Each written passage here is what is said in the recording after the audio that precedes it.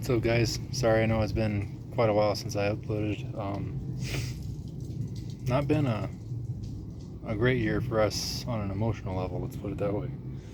I told you guys last time that I'd gotten hurt at work in April. We're now almost the end of October. I haven't improved. I've been put on permanent restriction.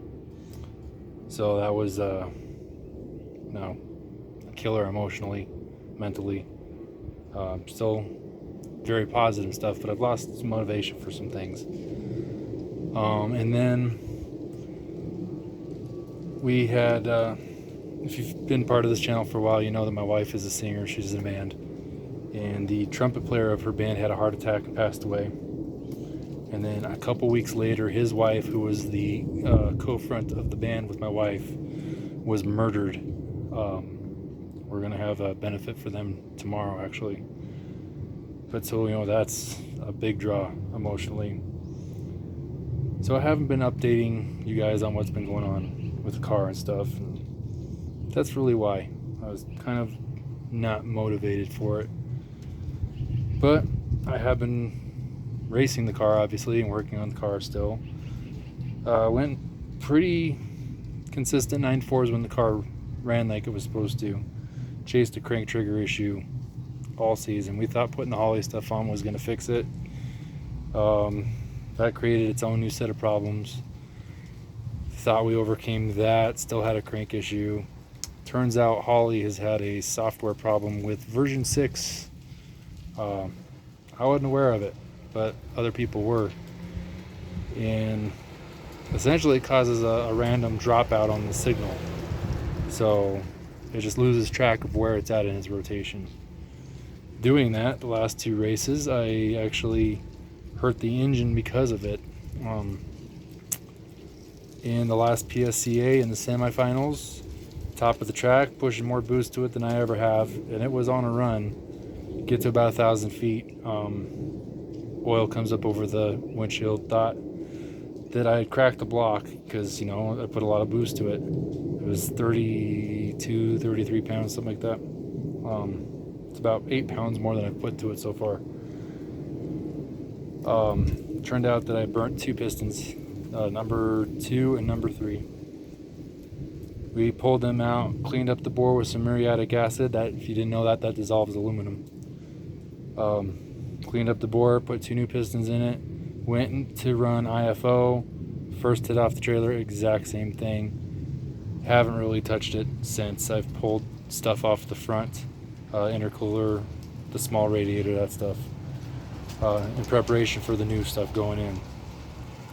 The plan is, I'll show you this engine I'm working on right here, is to get this new bullet together, get it in the car, get the new intercooler and intake stuff on it, the big radiator, get all that stuff done and ready to go for IFO in Vegas in December. Got a little over a month. Well, that's not true. Got close to 2 months still. Because it's the 12th. Today is the 23rd, I think.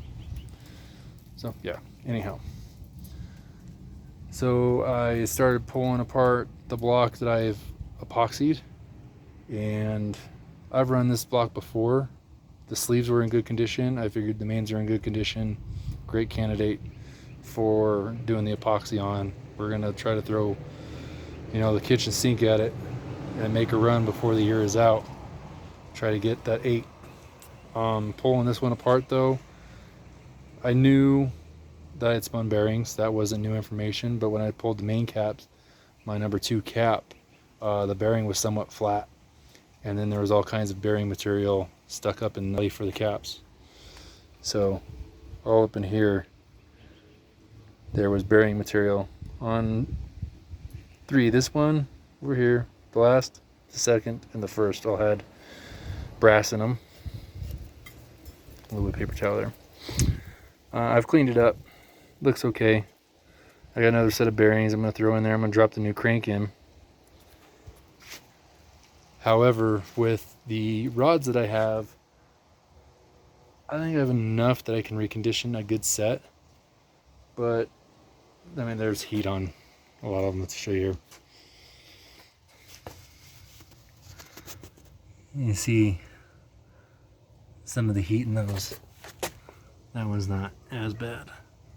That one's pretty bad. That one's not as bad, but I have this whole box from another engine. So I'm going to take all those rods off those pistons. I've already got the pistons numbered.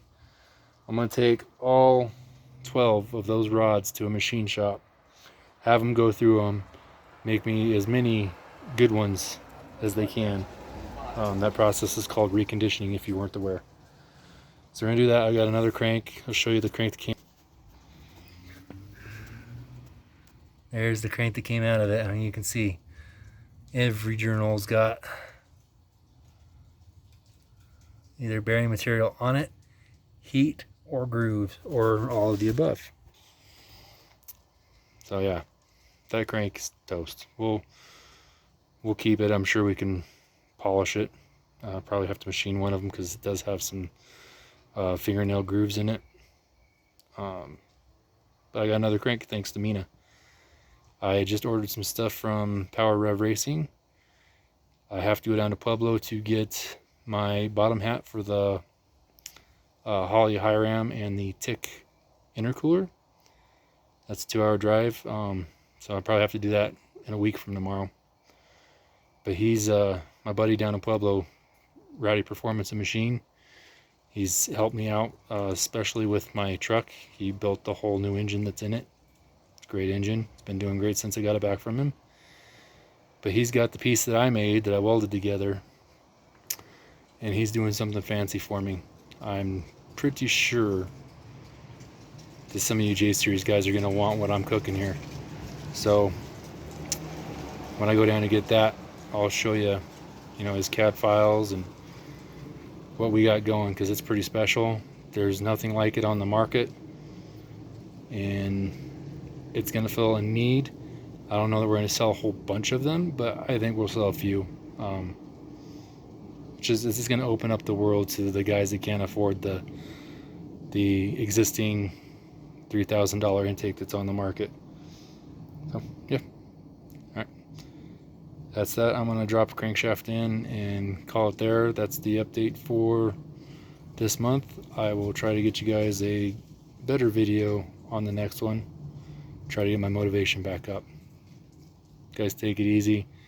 Keep your attitudes positive. You can always get through whatever's troubling you, even if it takes a little time. Later.